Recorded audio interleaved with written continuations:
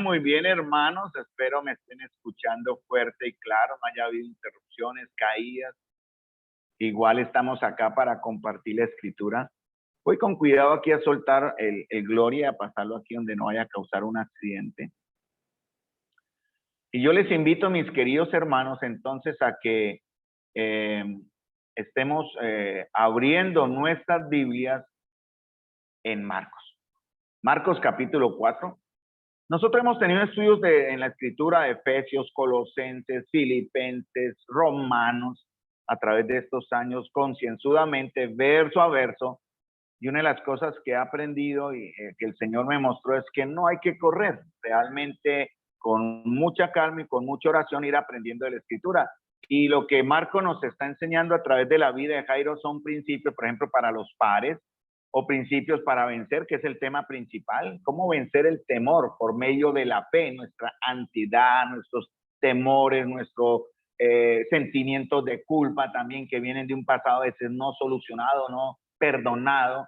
Entonces, el Señor por medio de Marcos capítulo 5, 21 hasta el 24, y después seguiremos después cuando lleguemos a la casa de Jairo, pero en el intermedio Jairo se va a cruzar con una mujer, una pobre mujer que también en necesidad acudió a Jesús. Entonces vimos en Marcos 5, 21 y 24, dice que pasando Jesús, otra vez Jesús en una barca a la otra orilla, se reunió alrededor de él una gran multitud y él estaba junto al mar. Y vino uno de los principales de la sinagoga llamado Jairo, y luego que le vio, se postró a sus pies y le rogaba mucho, diciendo: mi hija está agonizando, ven y pon las manos sobre ella para que sea salva y vivirá. Fue pues con él y le seguía una gran multitud y le apretaba. Entonces, Jairo comenzó en verdad creyendo lo difícil. ¿Qué era lo difícil? Pues realmente su hija estaba en agonía. En realidad, otras partes en Mateo y en Lucas dicen que ella ya prácticamente había muerto cuando él llegó donde el Señor. Pero él fue a Jesús con una esperanza, ¿no? Y lo que vimos el jueves anterior, en verdad, es que el Señor o nosotros buscamos al Señor siempre por una razón. Jairo y la mujer con flujo de sangre buscaron al Señor por una razón. Siempre hay razones. Por ejemplo, en algunos puede ser una situación de un desierto por alguna prueba, ¿no? Una enfermedad, como en el caso de Jairo, como en el caso de la mujer, la agonía de su hija. Una situación económica también nos lleva a buscar al Señor, ¿verdad? Y también buscamos a Jesús cuando nuestras alternativas se acaban, ¿no? Hemos visto hogares que se han desbaratado por causa de la fe, pero que también se han restaurado, hermanos. Hemos visto vidas de hermanos que han buscado al Señor con ansia, con hambre, con esa sed del Señor y lo han encontrado. Entonces el Señor puede estar usando, y seguramente lo hará, circunstancias y razones en su vida para que usted le busque. Jairo, en el caso de Jairo, su hija moría. Y en el caso de la mujer con flujo de sangre, la impureza en la cual ella vivía y la situación médicamente por la cual ella estaba pasando. ¿Qué era lo difícil? Pregunto yo, en el caso de Jairo y de la mujer, pues sus situaciones que no tenían control, no había manera de solucionar. En el caso de la mujer más adelante, y Lucas lo menciona, ella gastó todo en dinero, todo su dinero en médicos que no le dieron solución. Pero cuando sus alternativas se terminaron, ellos buscaron a la fuente de solución y de salud y de sanidad. En este caso fue el Señor. ¿Hay algo difícil para el Señor, hermano? Yo les preguntaría a los que están aquí hoy presentes, ¿hay algo difícil para el Señor? La respuesta sería no. Y ojalá, si ustedes me dicen, y allá en Zoom me dicen, no, nada. Lo que estemos declarando en verdad con la fe. Dicen Marcos 10, 26, 27, ellos se asombraban aún más diciendo entre sí, ¿quién pues podrá ser salvo? Porque habla de que cuán difícil será entrar un rico al reino de los cielos, ¿no? Que es más fácil que entre un camello por el ojo de una aguja. En Jerusalén hay una puertica, ¿verdad? En los muros de Jerusalén que se llama el ojo de la aguja. Y esa es una puertica donde solamente entra alguien agachado, completamente agachado, porque es la mitad de una puerta, tendrá menos de 1,80 m menos de altura, y era una puerta secreta para que pudiesen pasar a las defensas o salir de un asedio, ¿no? Pero Jesús decía, es más fácil que entre un camello por esa puertica llamada el ojo de la aguja que un rico entre al reino de los cielos. Y los discípulos le preguntaban, pero entonces, ¿quién puede ser salvo? Y el Señor mirándolo les dijo, y este es el principio para todos, hermanos, para ustedes y para mí, para los hombres es imposible, más para Dios no, porque todas las cosas son posibles para Dios. Por eso, hermanos, ante nuestras circunstancias y temores, todos somos iguales, ¿sí? El temor mucho o el temor poco temor, igual es temor. La fe mucha o poca fe, igual es fe, ¿cierto? Lo importante aquí, no hay diferencia, nadie va a ser atendido por el Señor, no oído por el tamaño de su fe, sino que por el objeto de su fe. Por eso el Señor decía que nuestra fe debía ser como un granito de mostaza. El granito de mostaza es como el tamaño de un arroz, pero cuando crece, dice la Escritura, y se muestra en la naturaleza, es un árbol frondoso. Entonces nuestra fe, si está enfocada en Cristo, es la fe que salva, ¿ve? Es la fe valedera. Quiero recordarles otra cosa, hermano, lo que dice la Escritura también en Efesios, que nosotros estando muertos en delitos y pecados, ¿sí? Encontramos vida por medio de Cristo. Dice que la Escritura que Él nos dio la fe, por gracias soy salvo por medio de la fe y esto no de vosotros, pues es don de Dios. Incluso la fe que tenemos viene del Señor. Y Él les está dando a ustedes en esta noche y a nosotros, a todos, la oportunidad de crecer en la fe, esa fe que Él ha plantado en nuestros corazones para salvación. Entonces, el caso de la mujer, el caso de Jairo, perdón, y la mujer con el flujo de sangre es el mismo. Poca fe, mucha fe, ¿verdad? Poco temor, mucho temor, sigue siendo temor y fe. Entonces, lo que vimos el jueves anterior fue el primer concepto. Jairo, para volver al Señor, para entregarnos al Señor, debemos olvidar nuestros prejuicios. Nuestros prejuicios es el juicio anticipado que hacemos sobre ciertas cosas. Hemos visto que la iglesia a veces sufre por los prejuicios. Y es algo que debemos cuidar nosotros como hermanos, como parte de una comunidad y de una corporatividad, por decir así, una común unión. Debemos cuidarnos de ser prejuiciosos contra nuestros hermanos, y menos aún con el Señor. Entonces, cuando hablamos de prejuicios, debemos dejar atrás todo pensamiento que usted tenga en contra de pronto de lo que el Señor, algunos aún pelean con Dios en ese aspecto, ¿no? ¿Por qué Dios no me ha contestado? ¿Por qué el Señor no ha oído mis oraciones? ¿Por qué el Señor no atiende la voz de mis súplicas? Hay razones, hermanos, en la Escritura lo dice, pero hay otras donde realmente el Señor está esperando, porque el Señor puede responder de varias maneras, con un sí inmediato, con un no, como ya un no tajante, porque no es su voluntad, o por una espera. Esperemos porque veremos la salvación del Señor. Entonces, hermanos, no hay que desesperar. Tenemos nuestra mirada hacia la eternidad. Sabemos que el Señor tiene nuestros tiempos en sus manos. Todo está perfecto en sus manos. No tengamos temor. Entonces, la dependencia y obediencia de la iglesia del Señor demuestra qué clase de juicios anticipados tenemos, no solamente del Señor, sino de la comunión y del pueblo de Dios, ¿no? Entonces veíamos un verso en Nehemías, ¿verdad? Que los que tememos debemos estar juntamente con aquellos que tienen comprensión y discernimiento, que nos reunimos con nuestros hermanos. Mirad con diligencia cómo andéis, no como necios, sino como sabios, dice la palabra del Señor. Entonces, hermanos, Jesús, en el caso de Jesús, era un hombre que fue atacado por prejuicios, ¿no? Recuerden que él era acusado en realidad a voz baja, no era algo público, ¿no? ¿Quién es este, el hijo del carpintero? Pero muchos en Nazaret sabían que Jesús no era hijo de José, ¿no?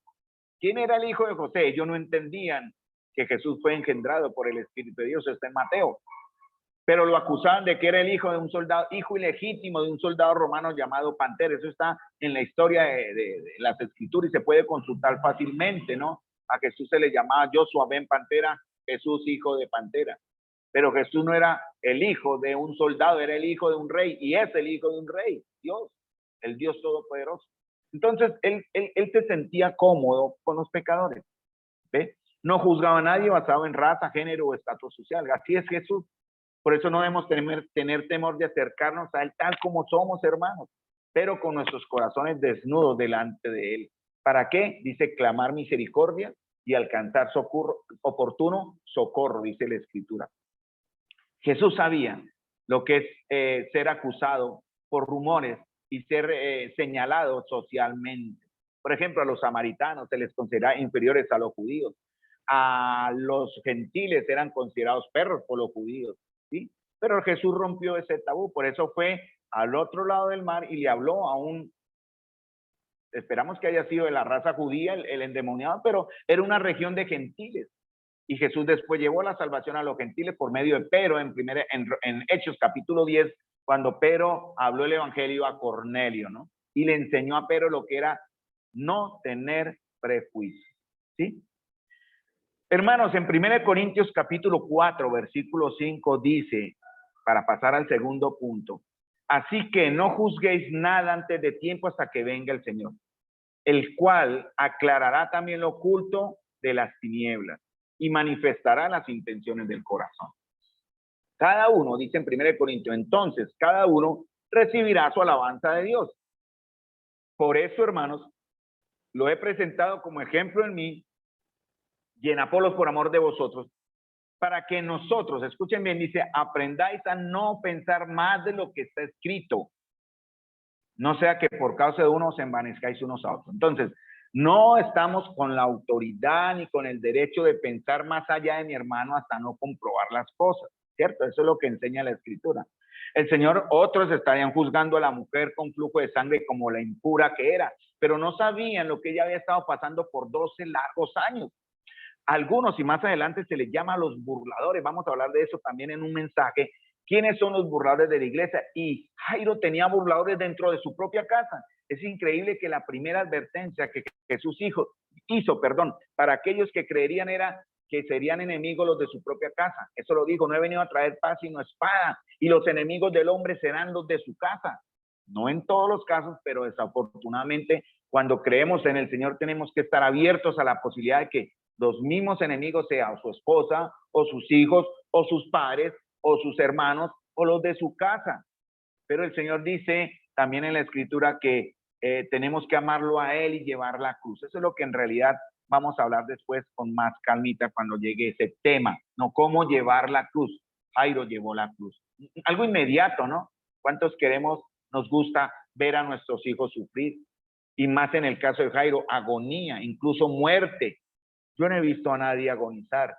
De pronto algunos de ustedes a sus seres queridos los han visto agonizar en sus brazos, cuando el aire se corta, cuando se jadea buscando una respiración más, cuando su mirada se pierde tal vez y seguramente mirando hacia la eternidad, cuando uno tiene que susurrarle al oído, descanse, tranquilo, lo hizo bien, repose, el Señor lo espera. Pero debe ser terrible, yo sé que es terrible y espero no pasar por esa experiencia. Sin embargo, Jairo la estaba sufriendo.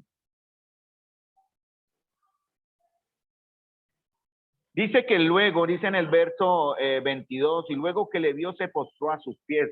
Jairo no solamente, hermanos, olvidó sus prejuicios, porque él era un importante en la sinagoga, él era de la secta, lo más probable es que fuera de los fariseos, ¿no? Que estaban acusando a Jesús, señalándole, él era de los religiosos, sin embargo, él tuvo que dejar eso, ¿no? Y socialmente en realidad condenarse, porque él hizo algo públicamente, él dice, luego que le vio se postró a sus pies. Y como gobernador de la sinagoga, Jairo, como dije, era uno de los hombres más importantes en Capernaum, conocido en la sinagoga. Seguramente fue uno, no tal vez, no fue uno de los que generó el rechazo, porque eso estaba en la ley, pero él era testigo de esta mujer que llegó a los pies de Jesús cuando se le cruzó en el camino que menciona en el verso 25. Como dice en el verso 24, cuando él le dice, mi hija está agonizando, ven y pon la mano sobre ella para que sea salva y vivirá. Fue pues con él, hablando de Jesús. Jesús dijo, no, espero, voy con él. Pero algo pasó, la multitud apretaba, la gente lo acosaba y una mujer distrajo la atención del Señor. Entonces Jairo conocía quién era esta mujer. Jairo seguramente ya conocía de Jesús porque Jesús enseñaba en la sinagoga los sábados, después de una semana de duro trabajo, de atender a los necesitados y a las ovejas, con ansia, con sed, diciéndoles, soy el pan, soy el agua de vida, trayéndoles vida a ellos. Atendió a la samaritana, él volvía a la sinagoga y se congregaba el sábado fielmente, abría la escritura y exponía la palabra. Nosotros tenemos días difíciles, días de duro trabajo, pero que eso no sea el impedimento, hermanos, para que ustedes estén escuchando la palabra y más congregándonos. Es la idea, ¿no? Antes, hace 2 años, nadie pensaba en esto de Zoom. Eso no era algo que Zoom pegó un repunte en las redes y en la parte económica por lo que generó, ¿no? Dio la facilidad de conectarse. Pero antes nosotros no pensábamos en eso. Fielmente nos congregábamos aquí en el local. pero tomamos lo que el Señor nos ha permitido por estos medios tecnológicos y estamos cumpliendo el propósito de Dios de estar reunidos para recibir edificación.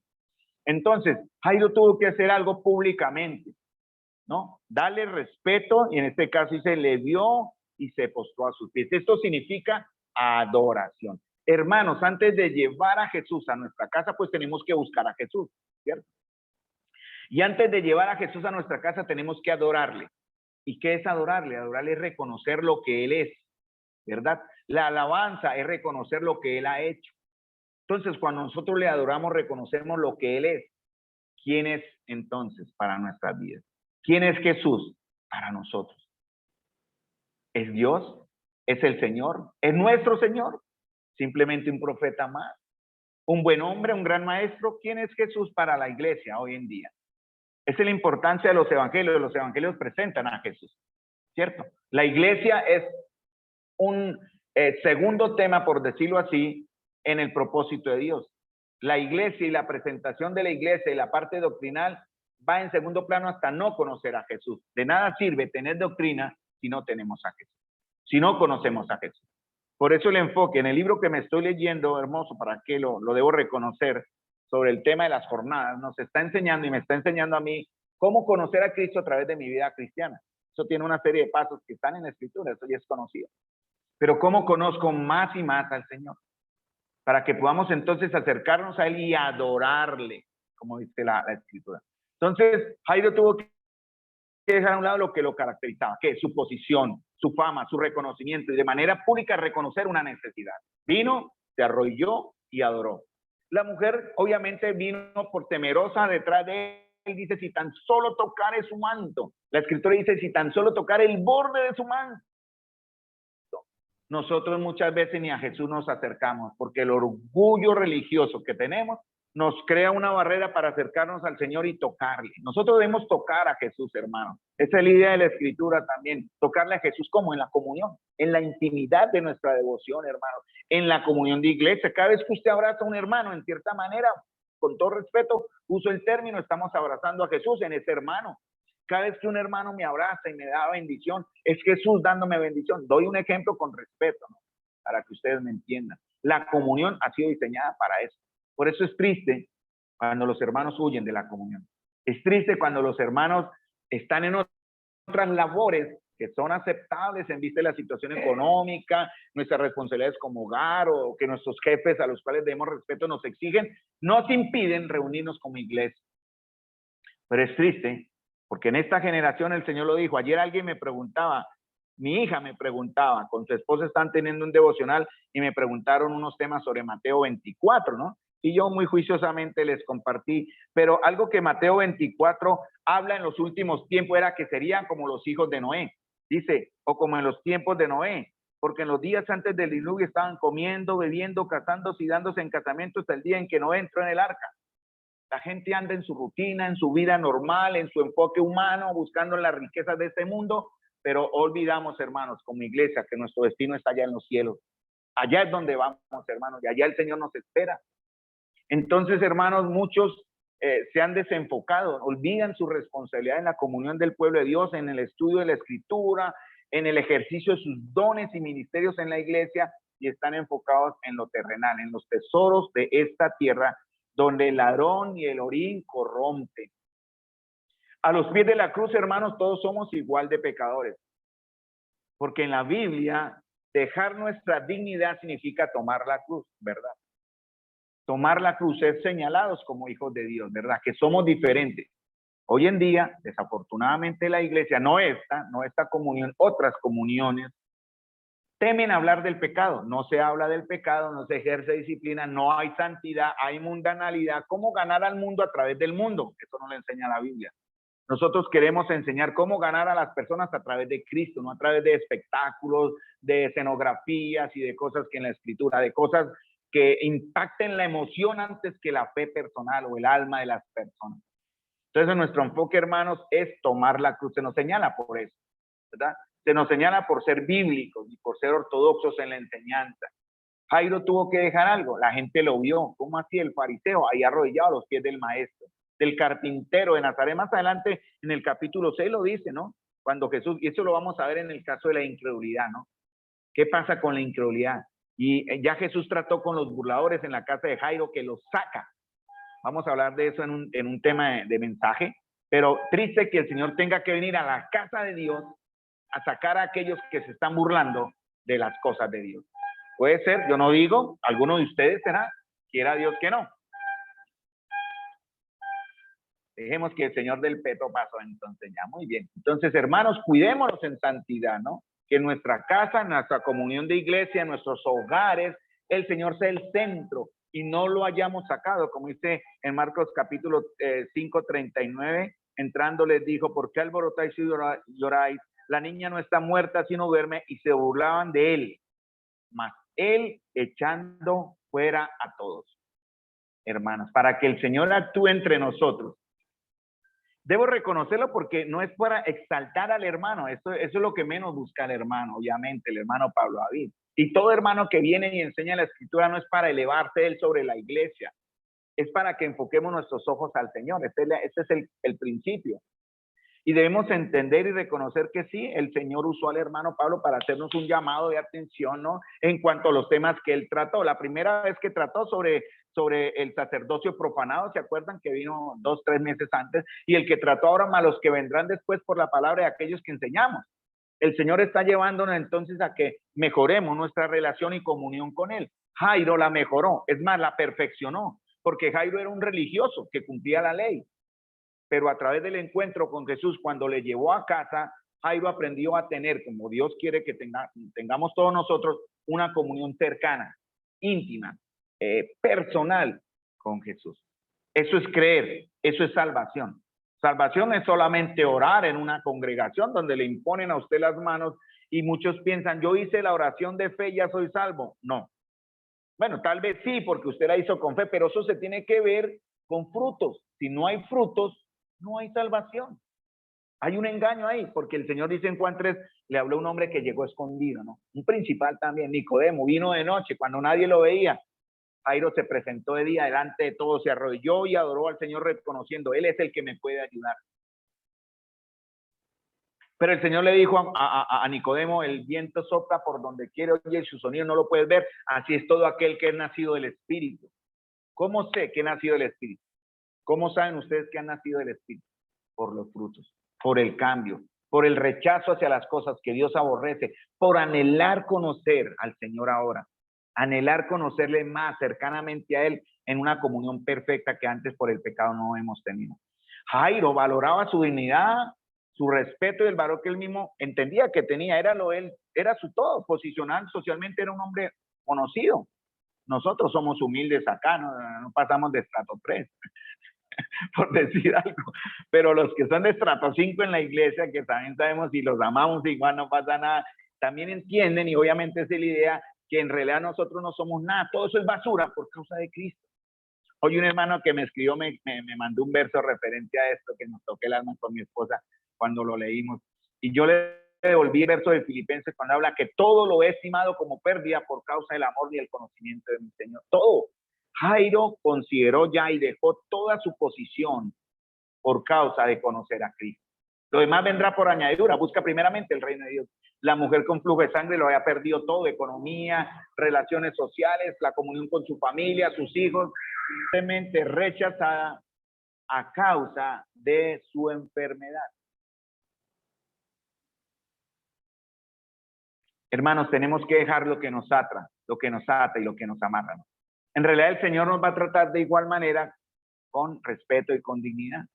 Entonces, hermanos, el pecado nos quita nuestra dignidad, pero Jesús nos la devuelve porque en Él o para Él no hay diferencias. ¿Cuál es la dignidad que ahora tenemos, hermanos? La dignidad de ser hijos de Dios. Recuerde que hemos hablado de la posición y de la condición. Posición, lo que el Señor nos da que nosotros no podemos alcanzar: salvación, vida eterna, ser hijos de Dios, comunión con Dios. Eso nosotros no lo podemos generar, es Dios quien lo da. Arrepentimiento lo da el Señor, la fe la da el Señor. La comunión con los santos es algo que nosotros debemos buscar, pero que en realidad Dios nos abre esa oportunidad de mejorar en nuestro aspecto espiritual, permitiéndonos compartir con los mismos de nuestra filialidad.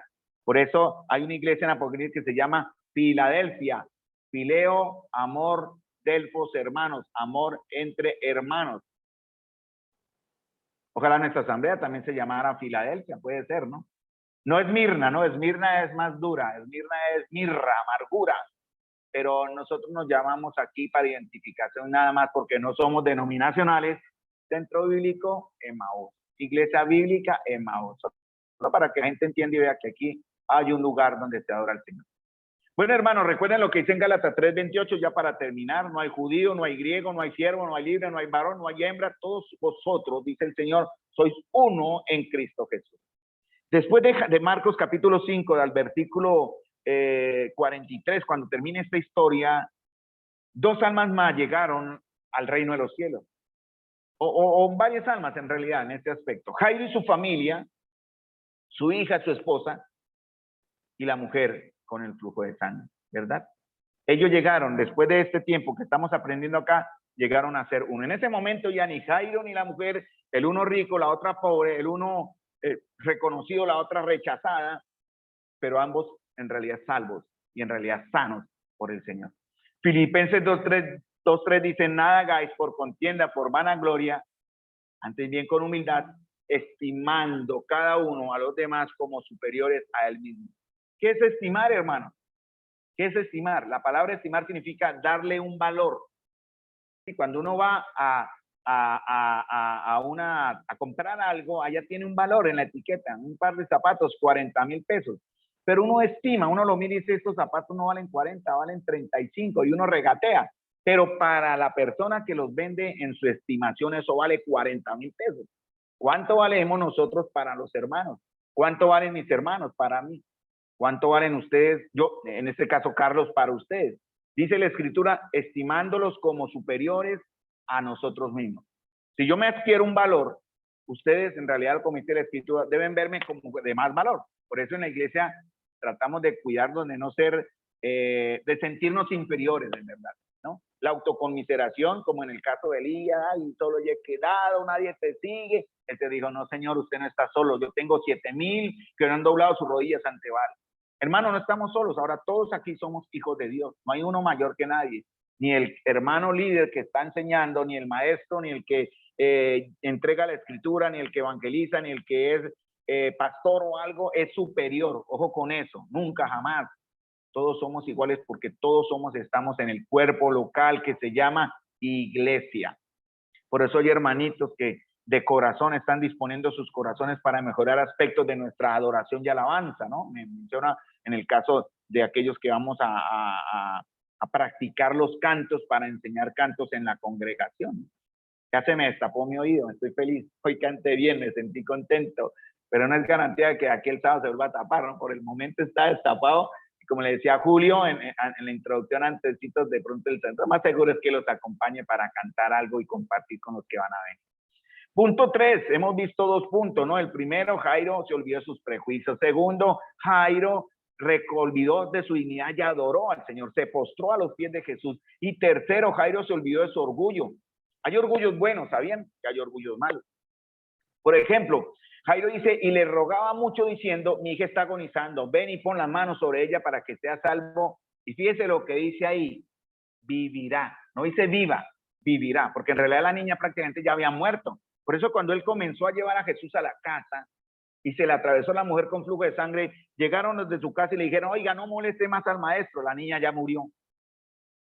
Y Jesús dijo: no, Señor, no está muerta, duerme. Y los burladores, que no dejan de faltar, por eso hice la advertencia. Ojalá no haya burladores dentro del pueblo de Dios. Cuidado, hermanos, con ser un burlador. Usted es un burlador cuando rechaza lo que está recibiendo en la Escritura. Usted es un burlador cuando desobedece la palabra de Dios. Usted es un burlador cuando el hermano a cargo o los pastores que enseñan, en este caso, dice la Escritura: obedeced a vuestros pastores, dice la Escritura, ¿no? Como dice en 1 Pedro capítulo 5, versículo 8 también, ¿no? Todos sujetos los unos a los otros, pero el Señor enamora al hermano y la congregación le dice al hermano: mire, cambie su estilo de vida, arrepiéntase, cambie este aspecto. Y usted con orgullo en verdad le dice: no, no hago caso, usted es un burlador, y Dios le juzgará por eso, créame. Por eso el Señor saca de la casa a los burladores. Triste, ¿no? Cuando en la casa de Dios hay burladores. Existe una diferencia, como dije, entre la clase de orgullo que Dios odia. Por ejemplo, Proverbios 8:13 es el orgullo que Dios rechaza. El temor de Jehová es aborrecer el mal. La soberbia y la arrogancia y el mal camino y la boca perversa, dice el Señor, aborrece. Entonces, si usted tiene arrogancia, soberbia, mal camino, boca perversa, el Señor aborrece. Tremendo, ¿no? Temor de Dios. Ya eso debería llevarnos a tirarnos al piso, a clamarle al Señor misericordia, porque ¿quién de nosotros no ha estado actuando en este estilo de vida en algún momento? Arrogantes, perversos, de mal camino, de boca perversa, soberbios. Y eso es lo que dice la Escritura, ¿no? En los últimos tiempos vendrán hombres así, ¿no? Soberbios, amadores de sí mismos, aborrecedores de lo bueno, desobedientes a los padres, ingratos, desleales, sin nada bueno en ellos, y están en la iglesia. Desafortunadamente, esa es la advertencia que habla en la epístola de Pedro a la iglesia. La clase de orgullo que sentimos acerca de un trabajo que es bien realizado es un buen orgullo. Por ejemplo, en Gálatas 6:4, Pablo decía a los Gálatas, o les aconsejaba, así que cada uno someta a prueba su propia obra y entonces tendrá motivo de gloriarse solo respecto de sí mismo y no de otro. Pero en este aspecto de ver el buen trabajo, a mí me alegra ver cuando la iglesia del Señor es obediente, porque el premio no es para mí, es para ustedes. A mí me gusta ver cuando nuestros hijos obedecen, porque la recompensa no es para nosotros, es para ellos. A nosotros nos llena de orgullo cuando la iglesia se fundamenta en la obediencia, porque la bendición es para quién, para la iglesia, no para nosotros. Somos parte de la iglesia, la vamos a recibir, pero no es ganando puntos con, mire, Señor, yo hice, no. Delante del Señor, hermanos, por eso dice en Apocalipsis capítulo 5, cuando los 24 ancianos que representan la iglesia, dice, entregan sus coronas de oro delante del trono. Todo será para el Señor, hermano. Si usted fue el, mejor dicho, mire, lo que les, más o menos ustedes me entienden, allá, si en el momento tengo ese privilegio de estar al lado del apóstol Pablo, un ejemplo, es una ilustración, de pronto él va a estar allá o al otro lado, allá lo veré. O si estoy al lado, juntos iremos a la presencia del Señor y entregaremos nuestras coronas, yo humildemente y Pablo humildemente, sin vanagloria. Él hizo lo que el Señor le llevó a hacer, yo haré lo que tengo que hacer y ustedes harán lo que el Señor tiene para que hagamos. ¿Y todo qué? Para la gloria del Señor.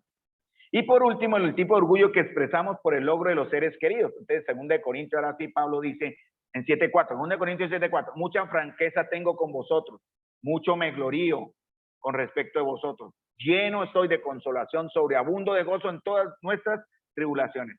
Porque Pablo en realidad demostraba que a través de este medio donde el Señor probaba, ¿verdad?, nuestra fe, que va a ser probada, dice, va a ser limpia, purificada, nosotros vamos a ver, vamos a darle gloria al Señor. Jairo dio gloria al Señor a través de la muerte de su hija.